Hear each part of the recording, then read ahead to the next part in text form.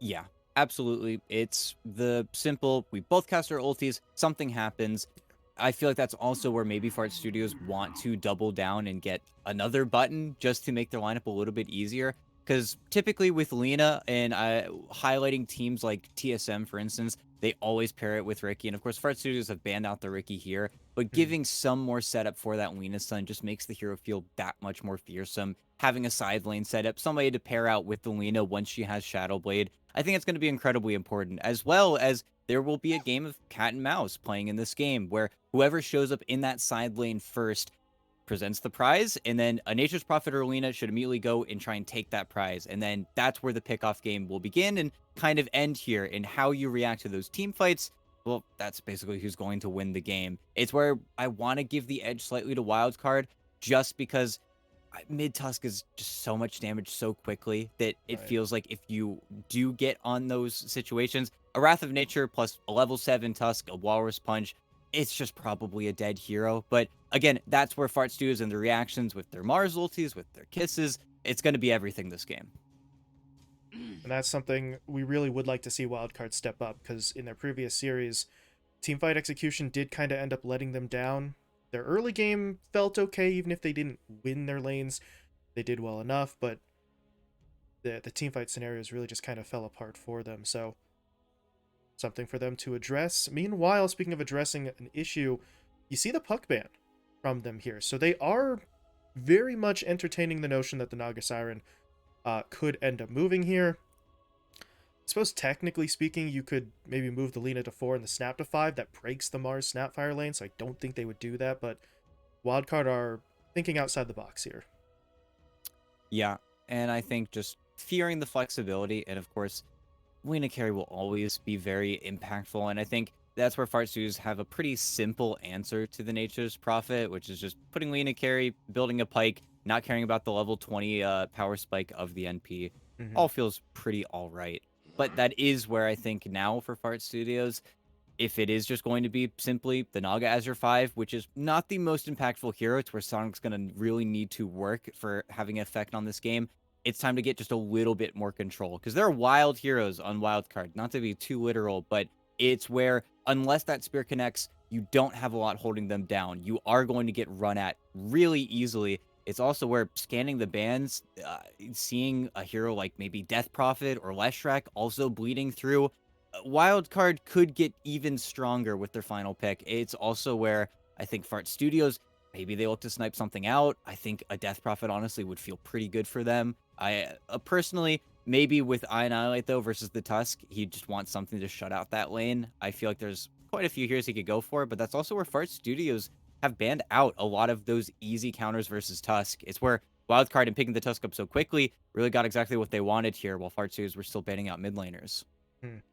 Just a little bit ahead of the curve on that one, and obviously they took the Tusk, seeing Lena and Naga Siren already picked up, so they had a decent idea of what they'd be picking that Tusk into really right off the bat. So a calculated risk for Fart Studios, right? They knew, or at least knew what they thought they were doing, taking those heroes early. Now we see whether or not it pays off, and now we see whether there's going to be a move, because they are down to 8 seconds here in terms of that reserve timer, so the decision's got to be coming in. Do they grab Sonic a hero here, or does he play the Naga Siren? They hit zeros. Okay, I'm not sure if that was a random or a pick, but it is going to be a Dazzle.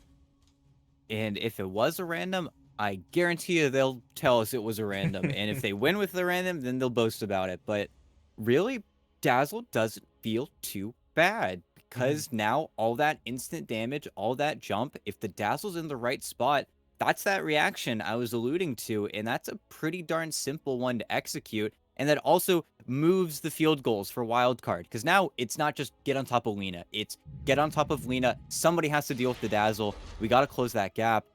And they just pick up Tinker. Okay. Little mean. And I'm looking at how they're going to lane this, and they do end up putting the Lena mid. Something that really I do not like all too much just because of how vulnerable you're going to be versus the 3 heroes on Wildcard. They're the first Whoa. 3 picked up. And they switch it up. It is an offlane Rubik for Mr. Sunlight over here. And Flea is going to be on the Tusk. So at the last second, Bobatich gets his Tinker. And Wildcard certainly changed things up quite heavily with their final pick, but I mean, they say Fart Studios, you're very low lockdown. Bobatich doesn't mind the lane. That's probably why they send the Tinker here. Hmm. Of course, there is always something that we're gonna have to sort of address, right? Bobatich gets to play Tinker, but you're in an event which also contains Dogchamp and RCY, who is kind of known as the maybe Tinker specialist at the moment. So Bobatich has maybe a little bit of an example to live up to here, but I mean, you have it last pick, right? If ever there was a situation to just really tee up a home run for your Tinker player, it's right here. Yeah. And I think, of course, if Fart Studios can ever land anything, it's a really hard game for Bobatich. It's where if he is in that Coliseum, it should feel like a free kill. Hmm. But that's also where once we get past 15 minutes into this game, we start getting into that early Force Staff, early, Ag Shard on the Rubik, the Blink Dagger on the Tusk. Wildcard do have a decent amount of save, or at least obnoxious save, to disconnect you from that Tinker. It's where there's constantly going to be a push to try and land on him. And it's where I think the Dazzle is going to be hapless in that situation until Sonic can get a shard of his own and then maybe can help a little bit more. But really, this Tinker is going to be a real big problem to deal with. It's also where, again, I think Annihilate ending up taking the Lena is not going to feel too good. And I do wonder what he's going to do for his skill build, because, of course, mid Lena kind of throws all of the carry conventions out the window. You kind of need Dragon Slave to nuke out the wave. You kind of have to lean on your magic damage a little bit more. You completely throw away a lot of those carry mentalities that really the carry or the character should probably have. But you also throw away any mid laner with a very active stun, like a Spirit would have done. But I guess they felt pressured with the ban, so they just go for it anyway. Hmm. That is sort of the biggest, I'll say red flag. Maybe it's not quite that bad looking at the Fart Studios lineup. The lockdown technically is there, right? You do have Cookie, you do have Spear, you do have LSA, but everything other than the actual ensnare from the Naga is not guaranteed, right? It's not locked on, and none of their stuns actually are instant either in terms of the speed of the cast. So execution wise, they're going to have to be on point. There's a lot of moving parts here that need to sort of work together. Hopefully Jenkins can make all of that easier, because if the arena connects onto 2 or 3, then you are going to hit the follow-ups pretty easily, as Nusham just kind of walks into the lane, runs into 3, but doesn't get trapped inside the shards, so he is able to walk away. Took a lot of damage, but no first blood given up. We'll see if Wildcard actually want to commit for anything else here. I think this was a one-time move, not any sort of revealing of a tri-lane setup. Yeah, they'll start to fade away. Could be worse. But we will have to see. And I think that's also where for Fart Studios, you get items like a Gleipnir on the Lena and the game starts becoming drastically easier. You just need to get those little lockdown items. As another battle, BSJ can take a decent chunk of damage here, but as soon as the Poison Touch gets involved, nobody wants that fight. Yeah. Sonic just kind of pushing everybody back. He's taking a fair bit of damage himself, though, and those shards are coming back up. Part of the reason why you see Flea kind of just trying to stay on him, force the issue. Right now, though, by himself, he doesn't have the damage for the kill, but turns that into, I think, a more valuable trade as keeps Sonic out of the lane for just a little bit. But ET, now we get into the interesting part here. Now we get to really sort of grill Sunlight on this core Rubik selection.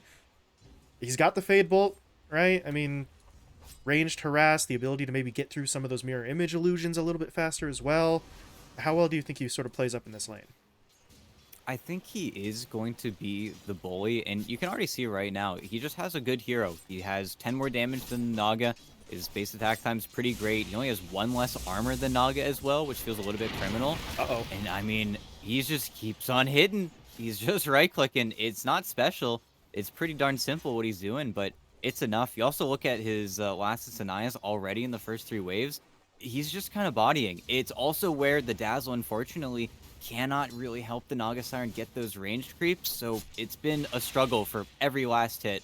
At least until we get Riptide, BSJ's been really pushed back. I believe in Rubik supremacy. I'll take it, but Yeah, BSJ did hit level 2, so the Riptide is now online. Gonna make his life a little bit easier. Sonic should get some form of defensive spell once he hits level 2 here, so the lane is going to get a little bit easier to manage over the next couple of minutes.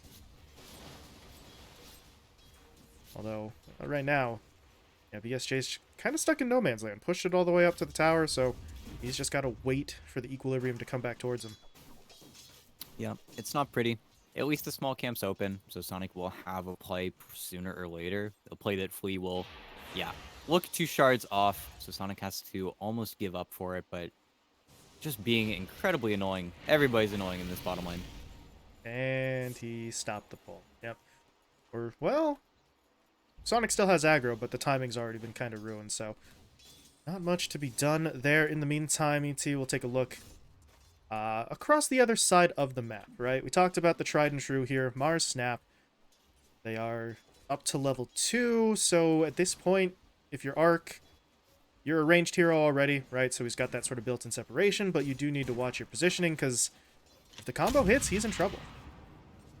Yeah, I think probably the only thing to note up here is that Newsham has a coin plate as well and is just constantly keeping this tree line that Samson wants to be in away, which makes it incredibly hard for him to play tree. If he wants to get a latch with his Nature's Grasp, he has to look for this sideline that doesn't really exist with the way that they're playing, and until he gets a small camp pull off, there's no real reason for them to be anywhere near the tower. So just great stuff. Great early game tactics from Fart Studios. They're just kind of shutting out the treant.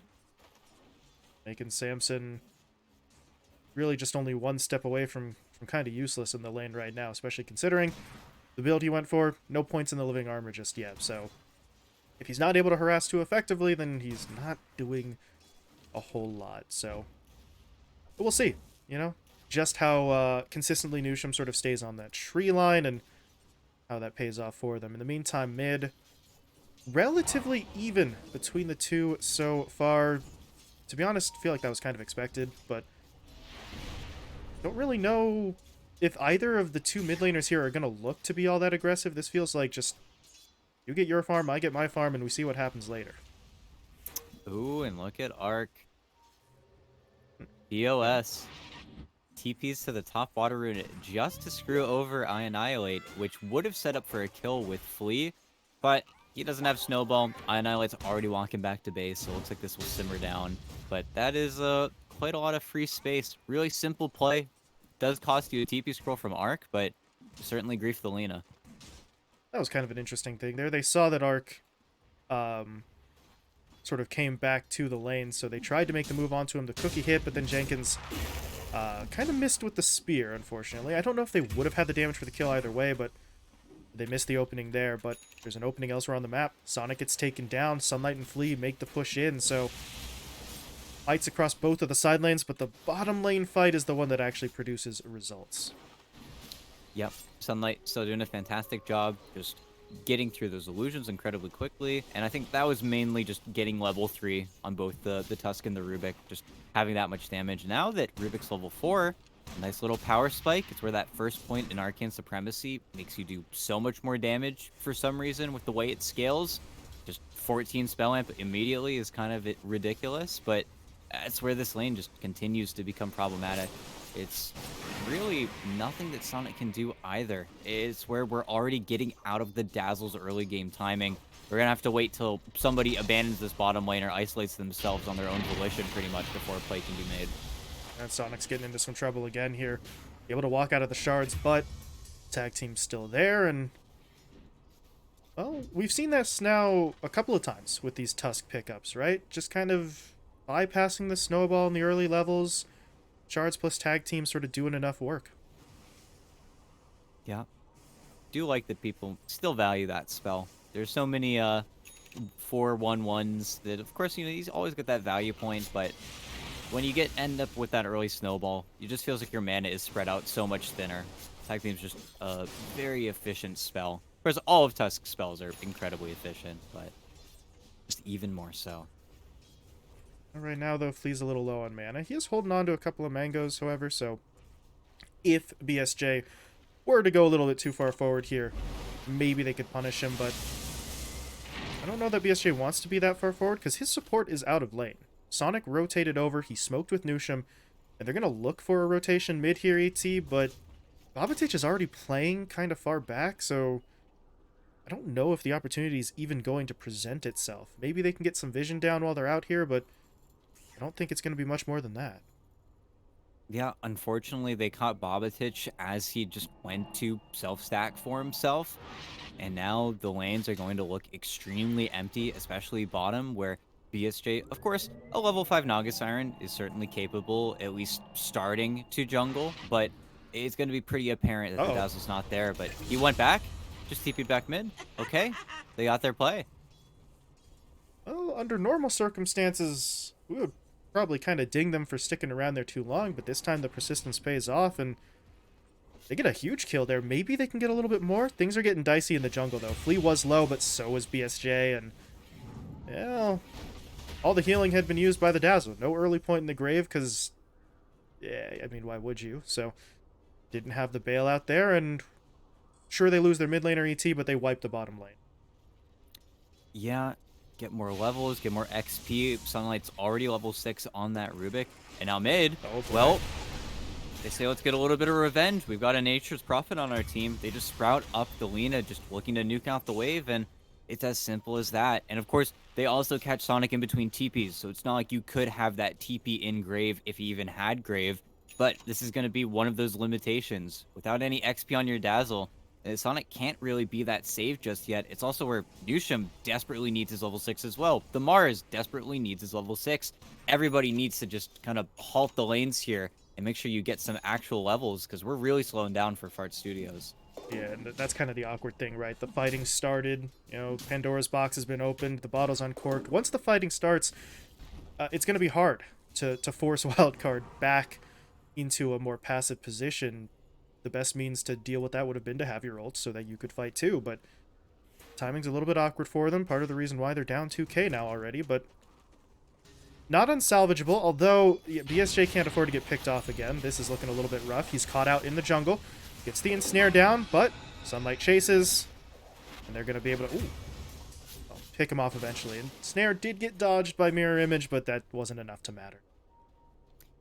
Yeah, they're just rocking with the levels. And now, of course, Sunlight having early, really high levels is always very scary, but I think, again, back to the highlight, Flea getting a really early level 6 is just terrifying. And then, again, Annihilate just found in the trees, and that's the Blink Dagger reveal on Bobatich, so more damage from the Tinker that just ends up bleeding through. It's just finding angles. And now, Arc might not be able to walk out of here, but he is going to take Sonic, or he's going to try to take Sonic. There's the Arena, though. Arena and Snare. Jenkins, where's the Spirit? Comes out now.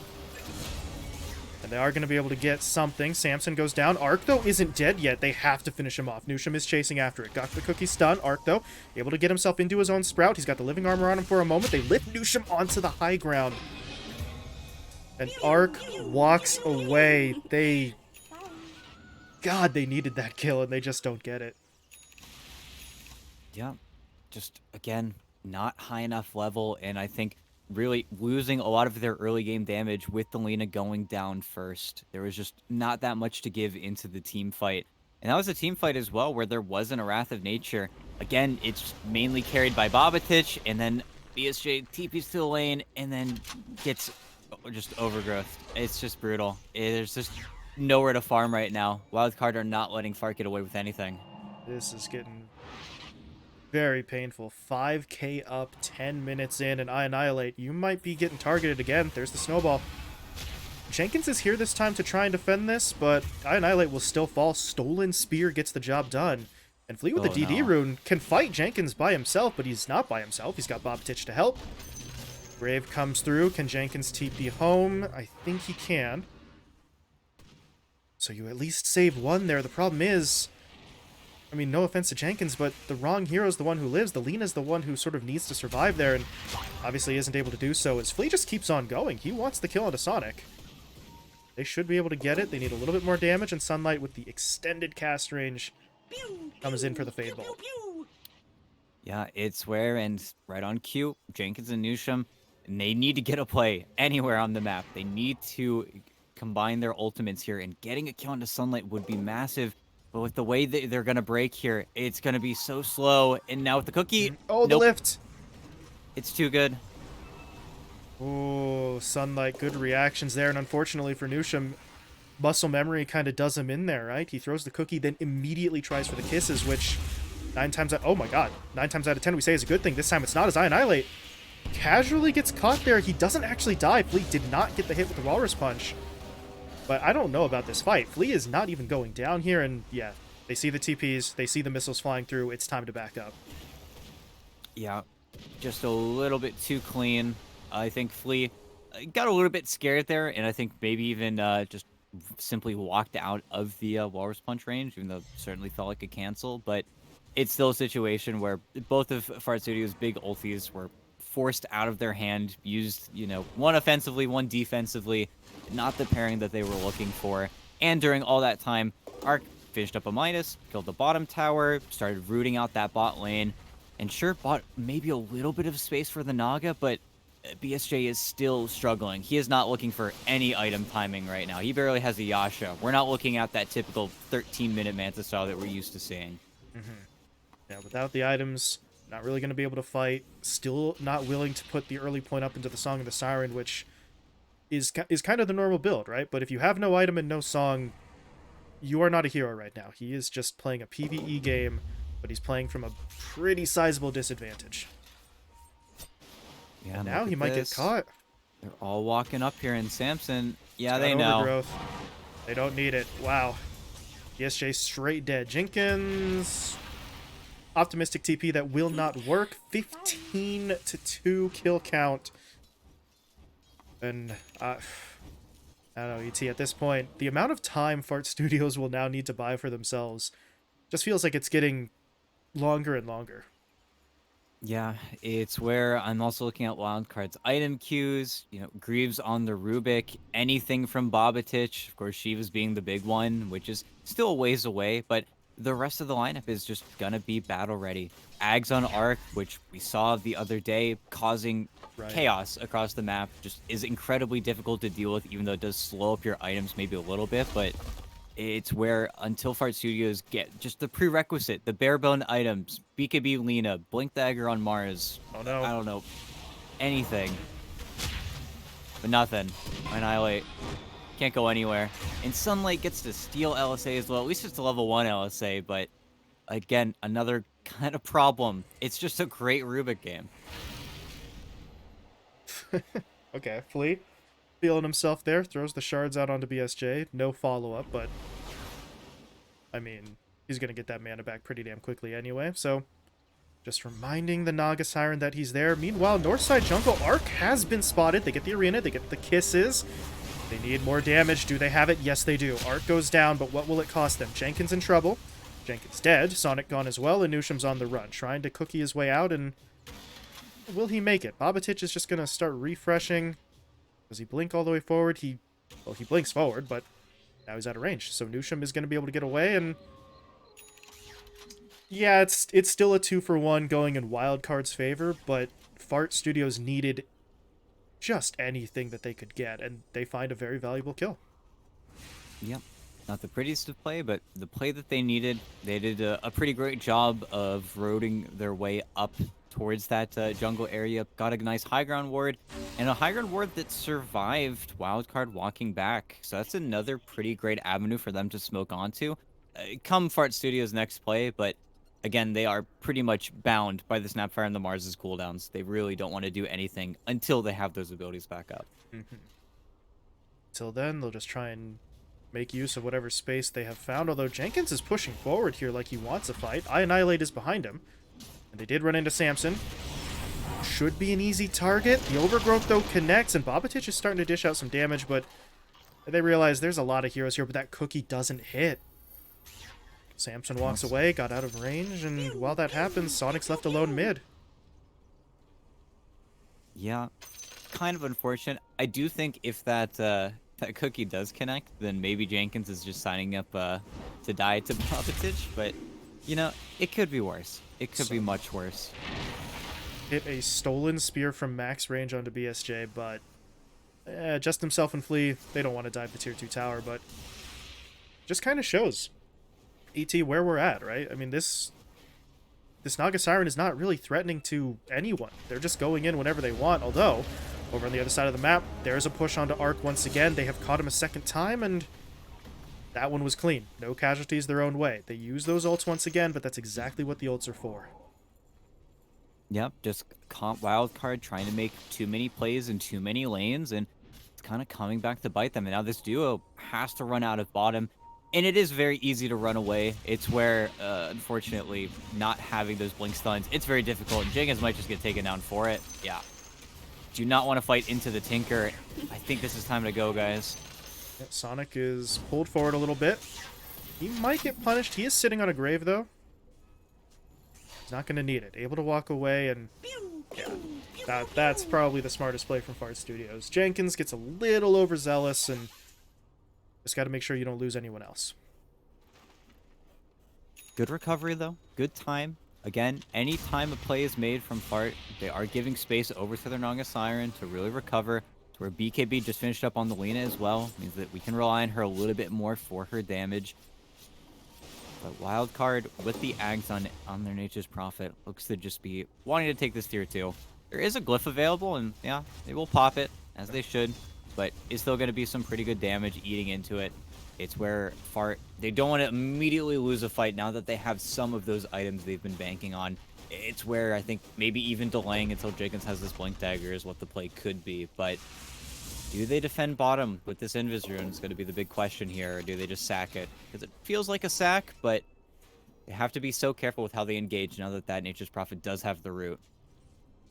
See the way Jenkins is positioning right now. He is mostly hanging out, hoping someone TP's mid, which, well, not a bad guess, I suppose. Last time they tried this, way back in the landing stage, it worked out, but it looks like Samson's the only one coming. It's still a kill. Jenkins should just go straight in for it.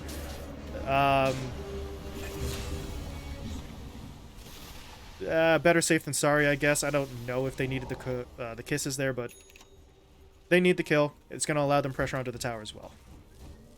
Nope. Or maybe really not. good move, and now Sunlight. Stole Dragon Slave. Here comes Babatich. That's going to force out the BKB from Annihilate, so he walks away. Cookie Stun, meanwhile, connects onto Arc, but they're starting to split up a little bit here. Jenkins pushed his way forward. I think that might have just been a straight-up sacrificial play. Attract attention, get the rest of the team out. Yeah, they're tried to abuse their ward. They're both of their really nice wards in the nighttime, but just ends up feeling like an overextension with the Arena and the Kisses already expended, so it just ends up being really awkward. There's also the Shiva's Guard reveal, so Tinker did not take any physical damage. He's got 26 armor. He is going to be absolutely fine. And with your abilities getting used like that, before, it's Fart Studios trying to mitigate the losses of the lanes and getting kills to get their items. Now, we've gotten to the point where if Wildcard see you use your 100-second abilities, they will look for objectives now. They are not really going to have to wait any longer. As soon as they see you use these long CDs, it's, we're going to the next tier 2, we're going to Roche, we're going for the rest of your towers. It's where I think Fart Studios really need a definitive win. Otherwise, they are just going to continue to fall behind. Babatich is waiting to see if there's an opening here. BSJ is able to walk away. At the same time, though, Samson's tracking 3. He gets down the overgrowth. Where are the reinforcements, though? They're coming in a little bit slow, but Fart Studios, they really can't afford to push this. They're just trying to fall back. That's a very aggressive roll forward from Flea, though, and it may put him in some trouble. And he does go down. They trade him out for Sonic, but yeah, that's not really a great trade at this point in time, so I like the instinct from Samson, right? He sees 3, he overgrowths, but maybe 1 or 2 more seconds to get the rest of Wildcard closer to the fight before he went in would have done them some good. Yeah. A little awkward. I think as well, Sunlight misses Greaves onto Flea, so maybe there's a little bit more life for the Tusk, but just didn't end up connecting. But not the biggest deal in the world. I think that's where, as soon as the Maelstrom's done on the Nature's Prophet, could probably see Wildcard force an engagement at the pit, just because it's probably time to get that objective going. It's where you would hope to see an Orchid queued up from BSJ, and then maybe they've got a play onto Babatich before this BKB is done, but that's where Wildcard are in no hurry. They'll just keep on farming. They really could care less And if they are allowed to finish up all these BKBs, I am really scared. It's where immediately your Lina has to turn into that physical damage carrier that can then make her BKB feel as impactful as possible, but we're still just not there. There simply isn't enough net worth. Good news for the side of Fart Studios, though, is that Jenkins does now finally have that Blink online, so what has been and will likely continue to be your primary initiator now has that extended range. Maybe that affords them the opportunity to get a little bit more aggressive here, so it just feels like that's the case this whole game. It's been Jenkins and Newsham. If they don't make the play, then there is no play. But now, yeah, they're getting aggressive. They're going to go on the hunt. They may not catch Jenkins, but Newsham is a very easy kill. Yep. Just trying to get his Greaves. And he is getting them, you know, all things considered.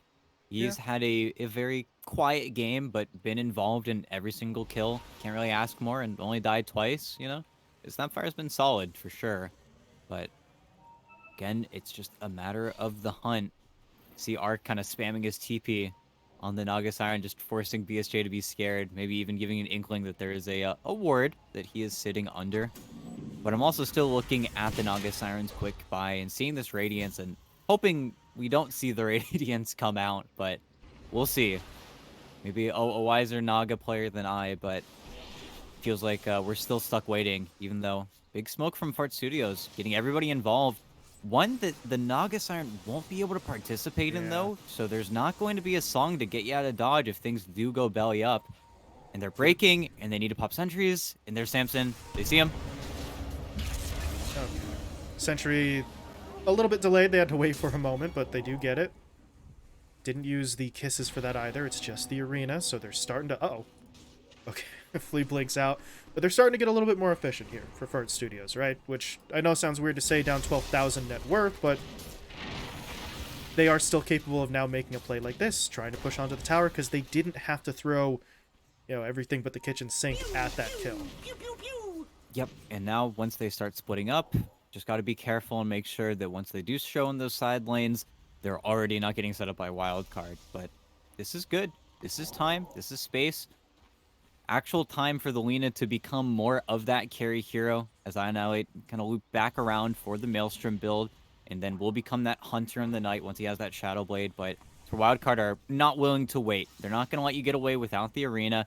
They don't have their BKBs just yet, but yeah, the jump, it's still there. It's very fast, but there's the root. There's the BKB. BKB backing off. But here comes Arc, looking to get on the back line. Does he have enough damage? No, he does not. But now Jenkins is caught in the Sprout. They're going to turn onto him, taking down the Mars, and Alina does just barely manage to TP out. That Snowball pulls Flea much further away than he first thought it would, but he's still in the fight, and they're going to collapse onto Sonic there. They'll get their sort of consolation prizes with those two pickoffs, but very solid reactions from Fart Studios to save I Annihilate. Yep, got pretty much what they wanted. That's why they got or went for the Dazzle, is because, again, it's pretty much the best response you could ask for. Even though Naga, yeah, is forced to song TP. Gets away. And he did, in fact, pull the trigger on that Radiance, so in his inventory now, purchased in its entirety. Still useful, but as you said, maybe not what we're used to. What we're used to seeing. And Rubik just stole Arena, so we've got a Venn diagram coming up here. Arc does get stunned up by the spear, but Jenkins can't get in because of the second Arena, so this whole fight's going to break apart. Yeah, it's also where Arc, he's got BKB. All he has to react to is a spear, a kiss, and LSA. Every stun on Fart Studios is telegraphed. So really, Arc is stunned on his own kind of account here. He really doesn't have to be worried about too much. And he's also just turning his build immediately around for the AC, which will be very problematic for Fart Studios, who are still struggling for a lot of that physical damage. As Dazzle showed for a second, and the second he was alive. Yeah, Flea and Sunlight just instantly sort of pile onto him. Stolen Dragon Slave definitely helps speed up the time to kill there. And now, push towards the Roche pit. Hadn't really seen any side pay much attention to Roshan through the first 25 minutes here, but Wildcard are going to look to press their advantage. Arc's already made space for it, so... Oh, at this point, I mean, They've already got a huge lead, ET. If they put an Aegis on top of it, Arc may very well just TP all the way onto the back line just because he's got 2 lives to work with. Yeah, he just will not care about anything. He's still turning into that super carry that we've already seen him be.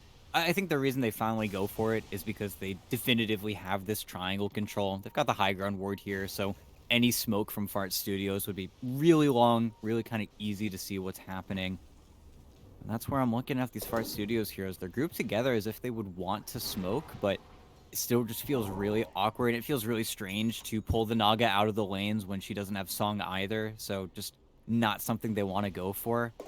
But really, what is their ideal fight? It feels like an engagement where they find both supports in the arena and they can somehow not get Overgrowth or Snowball saved, which is a tall order, something that I don't know how likely it is. It's where, again, I hope maybe that Annihilate's able to switch his build around and look for something like the Gleipnir. Any secondary control is just going to pay dividends here. It's where Sonic himself did not go for Shard on Dazzle. He's had to go for these defensive items. He's got a Glimmer Cape, but it just, again, means they don't have anything aside from their 3 stuns that, again, are very easy to dodge. They're not guarantees. Mm-hmm.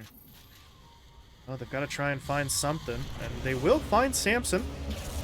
Arena down, Spear connects, but there's going to be that defense matrix put on him into the Overgrowth, and it all falls apart. Time to run for your lives, Fart Studios. As the Stolen Kisses are even flying through, so Nusham is going to take some extra damage here. A lot of extra damage, in fact, enough to kill him off. As Nusham gets taken down, Annihilate, I think, should just find a safe spot to TP here. This feels a little bit risky. Wave? Or does he just go? Running out of time on the Invis rune, too, so a decision does need to be made. He's being real sneaky right now. Yeah.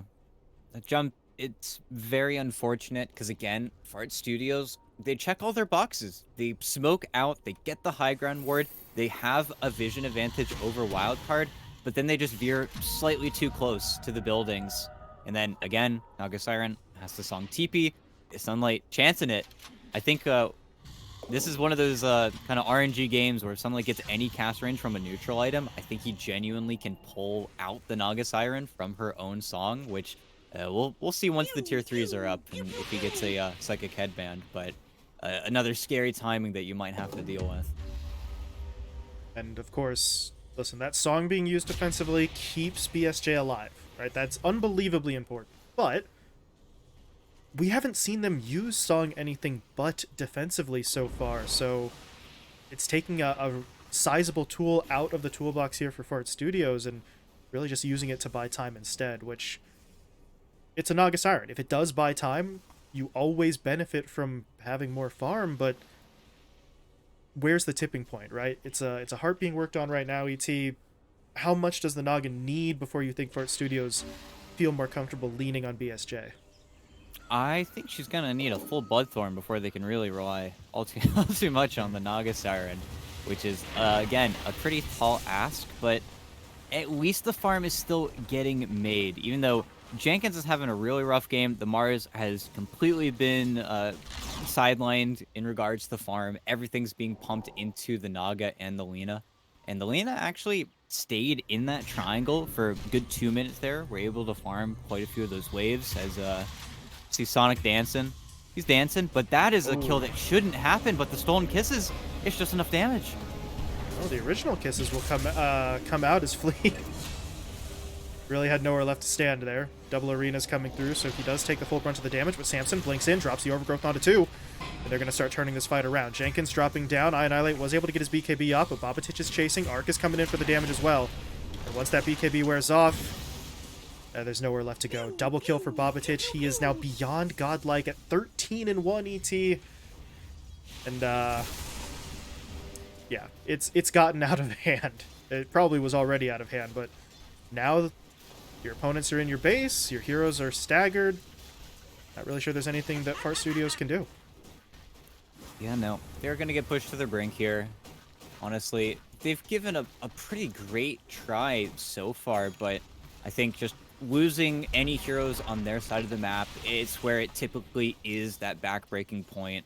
Arc doesn't even have his AC on his hero because his courier had died before, but that's also overwhelming blink done. That's Bobatich stealing the tomes as well. He hits his little 20. He's got the keen conveyance time cooldown. It's where I think there are just too many things pulling against Fart Studios now, and it's just going to be a matter of time because now if they misuse any ability, if they misuse any BKB, suddenly that hero is out of the final team fight. A fight that we haven't even gotten to see just yet. There's been no engagements where it's been a full 5-on-5, but at this stage of the game, I feel like that's a 5-on-5 that Wildcard will just handedly win if they get it. It's where I think Fart Studios are just kind of waiting to lose at this point, even though they're not giving up. They're looking to follow out this Nogolution in the mid lane. They're looking for what is supposedly going to be this Tinker pushing out the wave, but it's such a difficult jump, and they're going to loop back around, and they do see the tree, but they also see the Tinker and Bobatich. They get him. Okay. He blinks. Clipped by a kiss or two, but that's not going to be enough to matter. Here comes the Wrath of Nature, clipping onto 2. Samson waiting for his overgrowth timing. Actually, now he'll use it. There we go. Waited for the BKB. So they still caught Annihilate in the middle of all of this, and there's your GG. Fart Studios willing to take a gamble on one last all-in attempt there, but it just doesn't work out. Yeah. Frustrating game. Not the most fun game as well, where I think up until their final pick, I really think that Fart Studios just wanted Lena carry and a 5 Naga Siren, and then something shifted. They lost confidence in that final pick, or maybe it was just a random dazzle. Who knows? But at the end of the day, hindsight's hindsight in Dota. You can't say that Bobatich was always going to 24 pick Tinker you. It's semantics at that point. But I think that last minute change up from Fart Studios just kind of resulted in the game flipping up a little bit too much for them. And then Annihilate gets put on what isn't a mid hero really anymore. You don't have any more engagement. All of the pressure falls into the lap of Jenkins, who then sadly can't put out. Just had a hard game in front of him, had to be pretty much the only stun on the team. Nothing would have landed unless the spear connected, and that's just too much pressure for one guy. Simple as that. And I think that's where Fart Studios just simply get Annihilate back to where he's comfortable, pick him one of his just casual, typical mid heroes versus Bobatich. Don't let Bobatich get away with just another free Tinker, free whatever game. I think getting Annihilate on another initiator and maybe easing back a little bit on the bans, or even better, picking up their mid laner in the first phase and then banning out the mid laners. So that way, Bobatich is maybe pushed to the brink, but you're already satisfied with what Annihilate has. But yeah, tough game to watch. Tough game, especially since we come back to the point we were talking about in the draft, right? Jenkins and Newsham, they're just off so far here in Pro Series. Each of the 2 games in their last series, they weren't able to apply pressure. This time, are a Snapfire, right? About as close to guaranteed as you get. A surefire thing, and you take a look at their stat lines, you take a look at the pressure that they honestly could not apply against Arc, and it's just kind of hard. No, definitely is. I think, again, got to give them some leeway. It is the Div 1, Div 2 mismatch that we're kind of used to seeing here in Phase 1, but still, I expect, and I think a lot of people expect a little bit more out of Fart Studios, but we'll have to see. I hope, again, come Game 2, maybe get a little bit grittier in the draft, maybe get a few more active heroes, and then get a little bit more Dota played. And we'll see what adjustments are going to be coming our way. Game 2 is only about 5 or 10 minutes out here, so we will step aside, be back for the second match of our opening series.